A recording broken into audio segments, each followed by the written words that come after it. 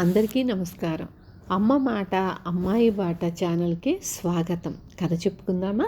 చివరి వరకు వినండి. లైక్ చేసి షేర్ చేయండి, సబ్స్క్రైబ్ చేసుకోండి. స్కిప్ చేయకుండా వినండి. బహుమతి. చలమయ్య తన కోసం డబ్బు ఖర్చు పెట్టుకునేవాడే కానీ ఇతరుల కోసం కానీ ఖర్చు చెయ్యాలంటే అతని ప్రాణం విలవిలలాడేది. ముఖ్యంగా ఎవరింటనైనా ఏ శుభకార్యానికైనా పిలుపు వస్తే వాళ్ళు ఎంత దగ్గరి వాళ్ళైనా సరే కట్నాలు కానుకలు ఇవ్వవలసి వస్తుందని తాను వెళ్ళక తన భార్యను పిల్లలను మాత్రం పంపేవాడు. చలమయ్య రాలేదేం అని ఎవరన్నా అడిగితే అతని భార్య బహుమతి కొనుక్కురావడానికి వెళ్ళారు, ఈ పాటికి వస్తూనే ఉంటారు అనేది. అక్కర ముగిసినా అతని జాడ ఉండేది కాదు. అతని భార్య ఈ మనిషికి ఎప్పుడూ తాత్సారమే అని విసుగు నటిస్తూ పిల్లలతో సహా భోజనం చేసి భర్త కోసం పిండి వంటలు మూటకట్టుకొని ఇంటికి వెళ్ళిపోయేది. ఇదంతా నాటకమని అందరికీ తెలుసు. అందుకే అందరూ ప్రత్యక్షంగాను పరోక్షంగాను చలమయ్యను వేళాకోళం చేసేవారు. ఇలా ఉండగా చలమయ్య ఆప్తమిత్రుడి కూతురు పెళ్లి వచ్చింది. ఈసారి చలమయ్య తప్పించుకోలేడు. భార్యను పిల్లలను పంపటానికి బంధువులలో పెళ్లి కాదు, మా స్నేహితుడు 2 రోజులు ముందే వచ్చి పెళ్లి పనులలో సాయపడమంటున్నాడు.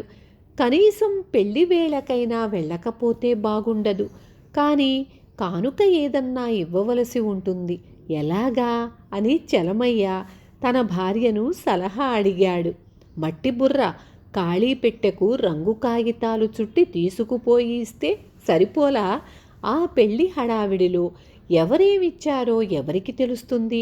మీరు ఇచ్చారన్నదే అందరికీ తెలుస్తుంది అన్నది చలమయ్య భార్య. ఈ ఆలోచన చలమయ్యకు నచ్చింది. పెళ్లికి బయలుదేరబోతూ అతను ఒక అట్టపెట్టె నిండా ఏవో చెట్ల ఆకులు తూసి కుక్కి వాటి మధ్య ఒక మల్లెపువ్వు పెట్టి పెట్టెకు రంగు కాగితాలు చుట్టి గొప్పగా దాన్ని తీసుకొని తన ఆప్తమిత్రుడి కూతురు పెళ్లికి వెళ్ళాడు. అయితే చలమయ్య భార్య అనుకున్నట్టు జరగలేదు. ఎన్నడూ ఏ పెళ్లికి వెళ్ళని చలమయ్య మీద, అతని చేతిలో పెట్టె మీద అందరి కళ్ళు ఉన్నాయి. చలమయ్య పెళ్లి కానుక ఇవ్వటం గొప్ప వింత కదా. చదివింపులు అయ్యాక అందరూ భోజనాలకు కూర్చున్నారు. పెద్ద బరువు దించుకున్న వాడల్లే చలమయ్య ఇస్తరి ముందు కూర్చున్నాడు. ఇప్పుడున్న స్థితిలో లడ్డూల వాసన అతనికి ఎంతో బాగున్నట్లు తోచింది.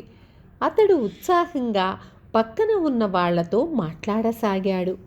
చలమయ్య పంక్తినే కూర్చున్న మరో స్నేహితుడు నలుగురు వినేటట్టుగా చలమయ్య ఇంత మంచి బహుమతి ఇస్తాడని మాట మాత్రం తెలిస్తే నా కూతురు పెళ్ళి ఏనాడో చేసి ఉందును అన్నాడు.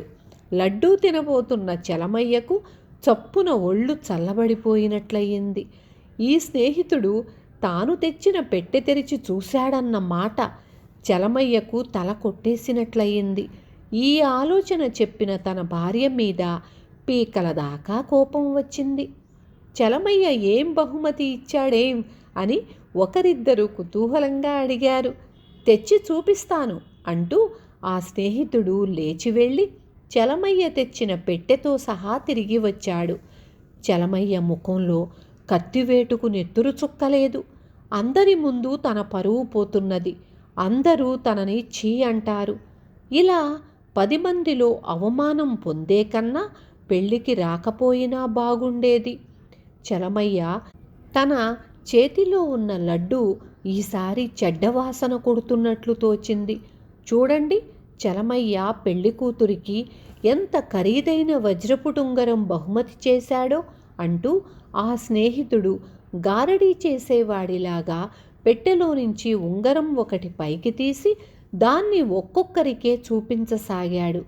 చలమయ్య తన కడుపులో నుంచి తన్నుకు వస్తున్న ఆర్తనాదాన్ని బలవంతాన ఆపుకున్నాడు.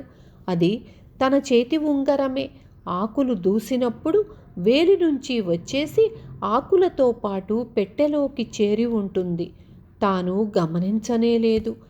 తాను నష్టపోయిన విచారం వెనువెంటనే తనకు పెళ్ళికి వచ్చిన 10 మందిలోనూ పెద్ద అవమానం కొద్దిలో తప్పినందుకు చలమయ్యకు ఎక్కడలేని సంతోషమే కలిగింది. విన్నారు కదా.